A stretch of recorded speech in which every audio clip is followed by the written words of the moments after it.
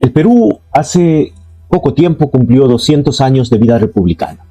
Esa república que se fundó entre 1821 y 1824 ha cumplido 200 años, en los cuales ha tenido momentos y eventos que han marcado su personalidad como país, como república. Sin embargo, hoy, en pleno siglo XXI, en el año 2025, nos encontramos con una encrucijada terrible, una crisis y una inestabilidad política ya no causada por la población o por los movimientos sociales, como hace poco se decía, sino causada por la propia clase política. Esa clase política que no encuentra, y es probable que no lo encuentre, esa clase política actual, esa clase política de hoy, que no encuentra el camino para por lo menos darnos la esperanza de que habrá un futuro mejor para las generaciones venideras.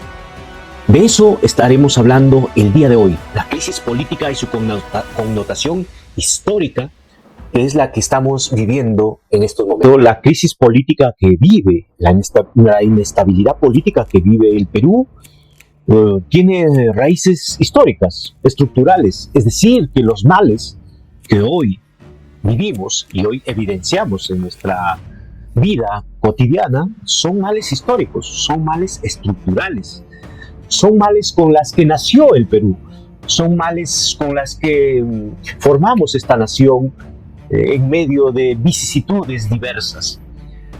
Y también son males que arrastramos producto del proceso histórico republicano y quizás también del proceso histórico peruano que vivió desde la época prehispánica, la época colonial y también, sobre todo, lo que ha marcado nuestra vida como nación y como república, la vida de la república desde 1821 hasta la actualidad. Entonces tenemos una crisis histórica, ¿no? Tenemos causas históricas de la crisis que se vive hoy, pero también tenemos causas coyunturales, de las cuales hablaremos muy brevemente. Hace aproximadamente 10 años que se inicia un proceso de inestabilidad política.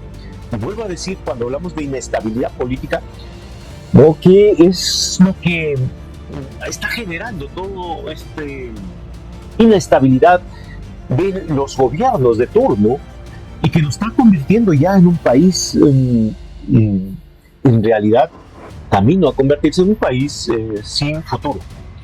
Un país, un estado fallido, quizás económicamente todavía no se nota en algunos sectores, ¿no? Como algunos dicen, seguimos con las crisis políticas y sociales se dan permanentemente, pero el Perú sigue fuerte económicamente.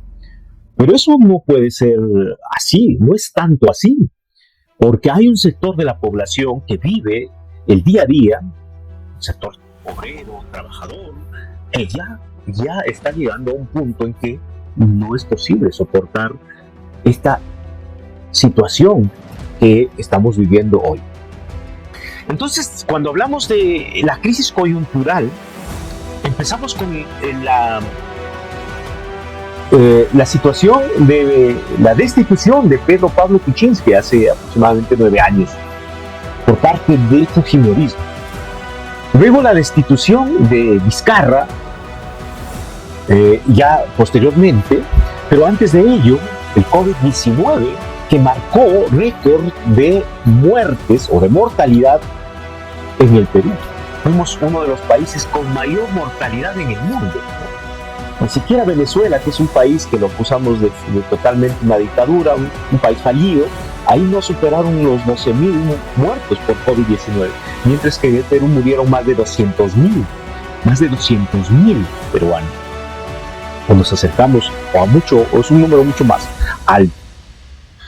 Luego viene la elección por primera vez de un presidente peruano oriundo, diríamos nosotros, un presidente campesino, un maestro rural, que no pudo gobernar o no lo dejaron gobernar. Luego viene esta alianza perversa que hemos visto como de gobierno de Dina Boluarte con el fujimorismo, un sector, el otro sector de la derecha, Alianza para el Progreso, este señor Luna que tiene un partido, empresa, y otros partidos políticos que han sostenido este gobierno con la matanza de decenas de peruanos que marcan un hito en nuestra cruel y sangrienta historia peruana.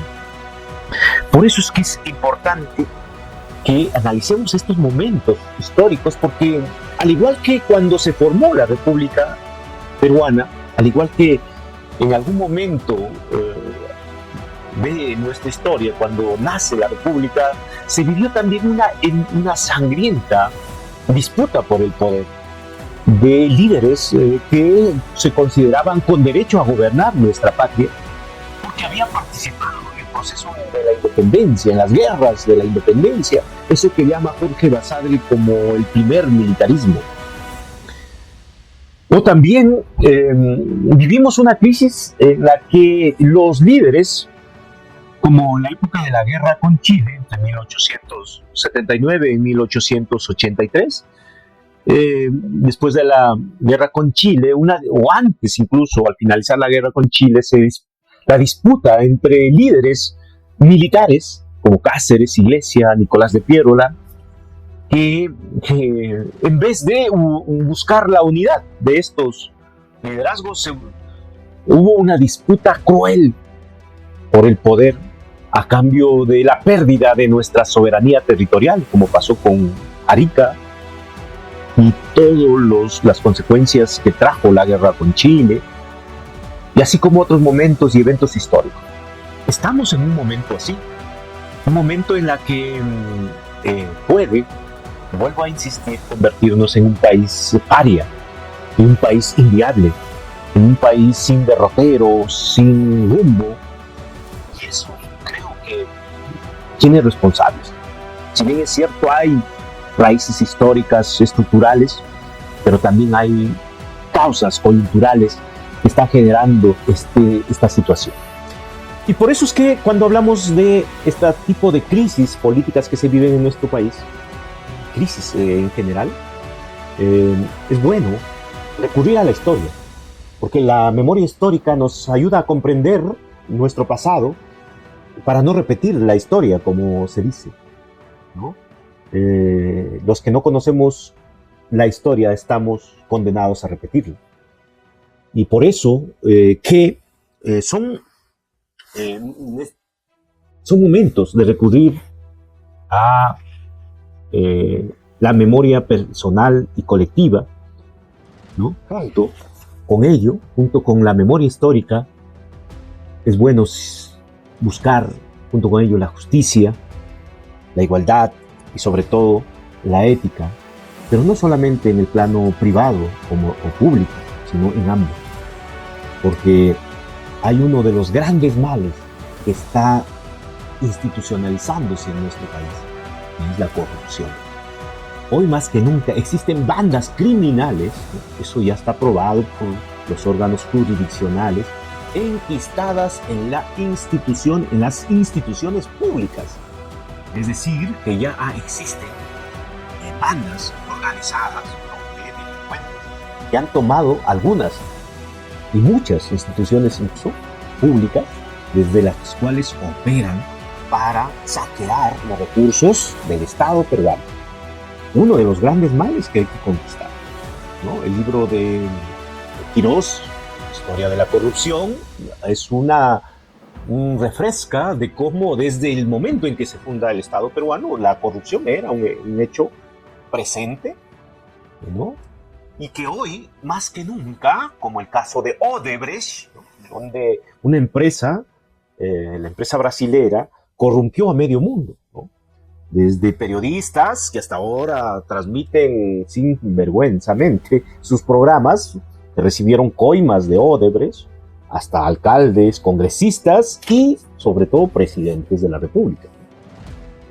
Entonces, estamos viviendo males históricos, pero males coyunturales que se van como que juntando y llevándonos a una situación complicada, a una situación sin salida, quizás, como dicen algunos.